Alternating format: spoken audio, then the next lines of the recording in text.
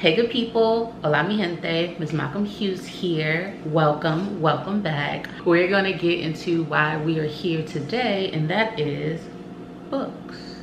As always, I've come to give you all my recent book buys or book mails or books that have been gifted to me. And as you all know, it was my birthday, so a lot of books were gifted to me.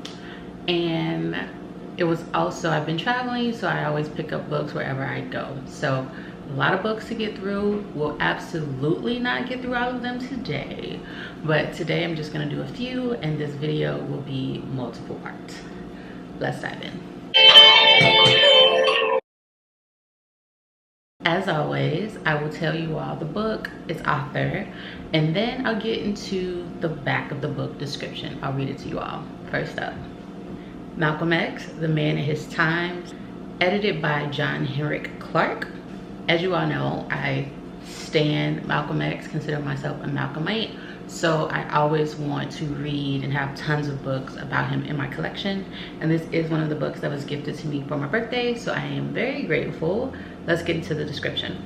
The full impact of Malcolm X, his personality and his mission come urgently to life in this definitive anthology of his writings, speeches, and manifestos, along with writings about him by an international group of African and African American scholars and activists. Malcolm X's central role in the Black liberation movement, his influence on the political consciousness of African Americans, his global impact, his deep involvement with Islam, his last days, his final meeting with his followers, these and hundreds of other aspects of his life and times vividly emerge in his own words. This unique volume also includes the reflections of a host of distinguished commentators. So super grateful for this work, super excited to get to it. Not quite sure we're gonna get to it, but this is one of my newest books to my collection. Next up, we have the Negro Motorist Green Book. If you know anything about me, you know I love being Black. I love the history of it, and I want to remember it and continue to discuss it and learn about it, because I think it's important that we don't forget. And so this is one of those books. I will read what it's about and you'll understand it then. This was published by Victor H. Green, and this is what the introduction says and the purpose of the book. The idea of the Green Book is to give the motorists and tourists a guide not only of the hotels and tourist homes in all of the large cities, but other classifications that will be found useful wherever he may be. Also facts and information that the Negro motorist can use and depend upon. There are thousands of places that the public doesn't know about and aren't listed. Perhaps you might know of some. If so, send in their names and addresses and the kind of businesses so that we might pass it along to the rest of your fellow motorists. You will find it handy on your travels, whether at home or in some other state, and it is up to date. Each year we are compiling new lists as some of these places move or go out of business, and new business places are started, giving added employment to members of our race. When you are traveling, mention the Green Book so as to let people know just how you found out about their place of business. If they haven't heard about this guide, tell them to get in touch with us. If this guide is useful, let us know. If not, tell us also, as we appreciate your criticisms. If any errors are found, kindly notify the publishers so that they can be corrected in the next issue.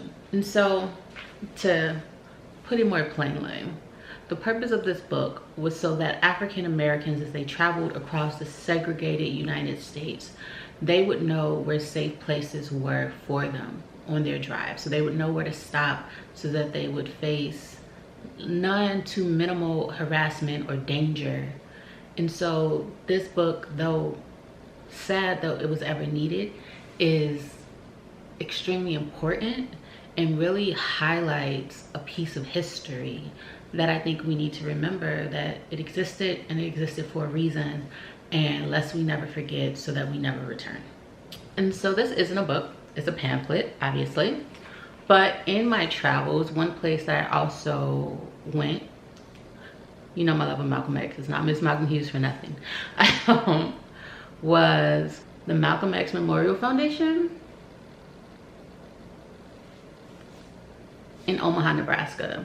The people there were kind. I appreciated the mission of really trying to treasure and keep the memory of Malcolm X alive. A lot of youth events there, classes, a lot of material. You can go and see pictures. There's free books of the autobiography of Malcolm X that you can pick up. There are also t-shirts. I bought one. I'll insert a picture here.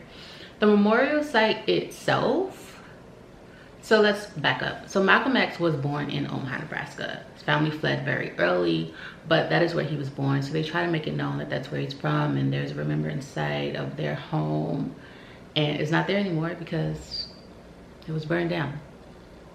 If you didn't know that, it was burned down, which is a part of why they had to flee. So just having that site there. There's also the Shabazz Community Garden, and there's also for Malcolm X greenhouse. So it's a site of remembrance and to really go and reflect, and I think it's well worth it. So if you're ever in Omaha, Nebraska, stop through, check it out. All right, next up is another book that was gifted to me for my birthday. It's Amazons of Black Sparta, Women Warriors of Dahomey by Stanley B. Alpern. And if you saw The Woman King, I was interested and intrigued. I wanted to know more about it. I put this on my birthday wish list, and it was actually gifted to me, so I'm grateful. Let's get into the description. Today, the Amazons, exist no more than footnotes to history. Only one scholarly work has been written about these women, Amazons of Black Sparta by Stanley B. Alpern, and yet they made up a force that was the equal of every contemporary body of male elite soldiers from among the colonial powers. And so it really is about that time. What it says, Amazons of Black Sparta. Really excited to get into this, get into my history bag. I love history, so excited to delve into this in the near future. Up next is a book that I've already reviewed, but I don't have any of these books in the physical form because I was flying through them. I was just reading them on Kindle, but I do want to get the entire collection for my collection, and that is a book that I just reviewed recently, Butterfly 3 by Ashley Antoinette. And I'm excited to have this one less one that I'll have to purchase. But let's get into the description, because when I do my reviews, I give my take, but let's see what it actually says. The hardest thing Morgan Atkins has ever done is to let go of love. After losing Messiah, she never thought she'd find someone who understood her again, until she reunited with Amik Harris, and their friendship quickly transformed into something deeper. But there was one problem. She was engaged to a man she didn't love, and he's holding a deadly secret over her head. That wasn't enough. Her long-loved love, Messiah, returned to claim her as his own. 3 men plus 1 woman equals inevitable heartbreak. Morgan wants to follow her heart and take the risk of a lifetime, but she risks destroying her family in the process. Will Morgan enter a loveless marriage, or will Messiah and Amik fix their brotherhood and work together to save the woman they both love? My review is up. Go check it out. Last but not least, we have Romance in Marcels by Claude McKay. Iconic author, definitely in the Black historical canon. Definitely worth reading. Check his works out. Another book that was gifted to me for my birthday. So let's get into it.